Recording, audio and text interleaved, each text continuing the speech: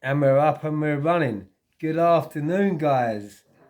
How's everyone doing on this beautiful, beautiful Sunday afternoon? The sun sure is shining, and yeah, it's a great day. Like every day when you wake up and you're clean from drugs and you're a reformed person and you're living your life how, you know, the best way you can live your life, and you're presenting yourself in life the best way you could present yourself. So yeah, it's always good to be the best version of yourself, and I believe this is the best version of me. So guys, yeah, welcome to my channel, Boostal Boys Towers. I hope you all enjoy my content. Sorry, I've been uploading content about making my shed over the last few days, because I do like uploading my daily content, like what I enjoy doing during the daytime, and that's what I've been doing for the last few days. And I'll tell you what, it saved me a few quid too, doing my own shed. In the end, it measured up to 6 by 6. I've got the roof on. Basically, it's all up and it's all up together. I've just got a little bit of work to do, and it's finished. And I'm going to be painting it in grey and black. So yeah, I'm really pleased with the progress which I've made on my shed so far. But that's all I'm going to talk about there. So today, what I want to have a little chat with you about is someone what I looked up to when I was younger, someone that inspired me, and someone that really was one of my own very kind, but a few years previously. And I'm going to be talking about McVicar, John McVicar. He made a blinding film too.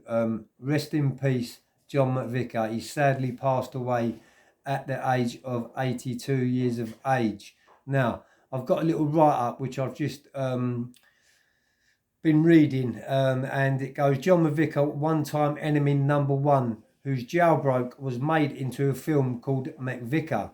Roger Daltrey played a blinding armed robber. The film is still watched today.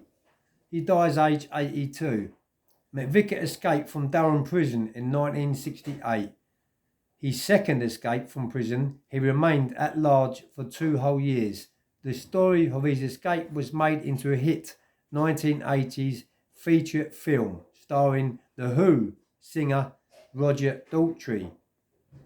McVicar reformed himself and took 3 A-levels in prison, and then when he got out of prison, I believe that he'd done a law degree, a criminology. He had a criminology degree, and he studied really, really hard in Leicester Prison just before he got out. And that's exactly what I did with my how I become an author, and how I got myself on the straight and narrow by putting myself into education and educating myself, and learning things what I should have learned years ago. But yeah, McVicar done that, and yeah, he come out, and he was a really, really, really good journalist, making a few films, making a few books. It's so sad that he's passed away, but yeah, age 82, so it's quite a good age. I hope I live till I'm 82, let's put it that way. And it's, yeah, this is the news what I'm going to be telling people, that McVicar has sadly passed away. You know, when I was younger and when I was going in and out of prison, my family used to call me McVicar. They used to, well, not call me it, but they used to say that I reminded them of McVicar. And that old saying, if you've watched the film, there's an old saying what he said, and it was like a dream one night what he was having, and the dream was going like this. Someone was saying to him, "You're never going to get out. You're never going to get out. You're never going to get out." And that dream come from his missus, and actually it is a reality, because when he escaped and he got recaught again, his missus and his kid was going up visiting him, and that's where that saying come from, because sadly she said to John McVicar, "You're never going to get out, you're never going to get out," and that tormented him for many years later. And it actually come out in the film. If you watch the film, you'll hear his missus' voice saying, "Never get out, never get out, never get out." But yeah, just goes to show you that you know, everyone can turn their life around, and you can be whatever you want to be if you just put the hard work and the determination in. You can do this, you can achieve your goals, and you can achieve your dreams. My dreams are just becoming a reality at the minute. Everything is just coming at me from all angles. All positive stuff, no negative stuff whatsoever. I've left all the negative stuff behind me in 2010, and I only concentrate now on positive stuff, positive people, and it's very nice to sit here today and to be able to tell all my viewers and all my followers that I'm a reformed ex-armed robber. If you go back onto my videos, there's quite a few uploads of me explaining my story, how I got to become an armed robber. I was really grown into it type of thing from a very, very early age.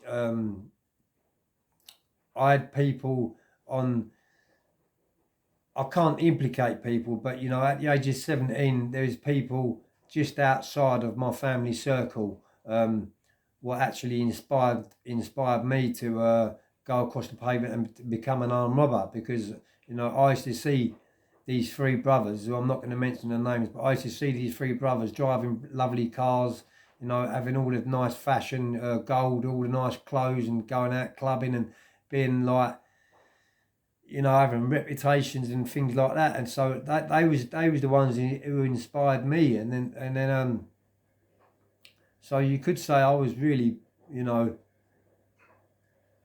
from a very, very, very early age, that's something which I always wanted to be, was an armed robber. And yeah, that was my downfall in the end. And that's what I got 12 years for. And I served 9 years, 6 months in one hit out of that 12-year sentence, where I kept losing remission, and I was getting knocked back on paroles because of different reasons. What I was cutting capers in jail.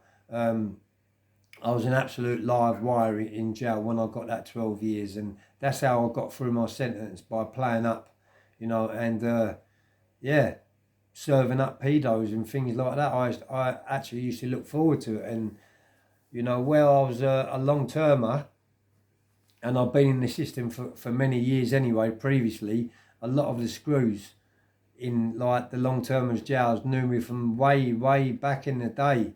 And, they was leaking information to me who the speedos were on the wing. And the reason why they was doing that, because they knew I was staunch. They knew that if the shit hit the fan, I wouldn't be dropping their names and grasping them up, basically. So I was, yeah, a live wire in there. But I got out in 2005 on that sentence, and I was recalled again the end of 2006, maybe 2007. I've got another 3 years on top of that recall, that 12 years recall licence. So that took me up to, you could say it was a 15-year sentence, because I was only out for a few months when I got recalled. And I got a 3-year consecutive sentence on top of that. And it was then in 2007 when I really started getting my shit together and really, come to a point when I knew that I've had enough of it, especially around 2008, 2009, when I'd done a couple of more years, and I'm sitting there and I'm thinking, hold on a minute, you've just done 12 years, what are you doing now? Going back in there, doing more time after you've just like done nearly a decade in prison. And that's when I started throwing myself into education, learning adult literacy, taking sitting guilds, level 1, level 2, level 3 in adult literacy, adult learning, speaking, reading, and I implicated that into what I was going to do when I got out, and that was write my first book, which was my autobiography, which is doing really well. It's on Amazon and it's still flying out now. But yeah, I'm in the process of writing my second book. I know I keep saying I'm writing my second book, but these things do take time, and if it was that easy, everyone would be writing books. So my second book is doing really, really well. I'm up to 40,000 words. I'm going to be finishing it on 50, and I did say it'd be ready for around Christmas time. So guys, I'm going to dedicate this video out to John McVicar. Rest in peace to all of McVicar's family. I'm sorry for your loss, and he was a lovely, lovely, great man and a legend inside of jail and outside of jail. A very highly respected blagger, what the old-fashioned word, what we used to say, or pavement artist was. And yeah, he reformed himself when he got out, give himself a second chance, and started smashing it, writing books, going into films, and things like that. So this is where my journey starts now, you know. Hopefully this is what will come of my stories. Someone will hopefully get in contact with me and want to make a documentary stroke come film about my life story, because I'm a reformed ex-armed robber. So guys, I hope you enjoy my content. Big shout out to all my subscribers, and I hope you're all having a great weekend. Peace.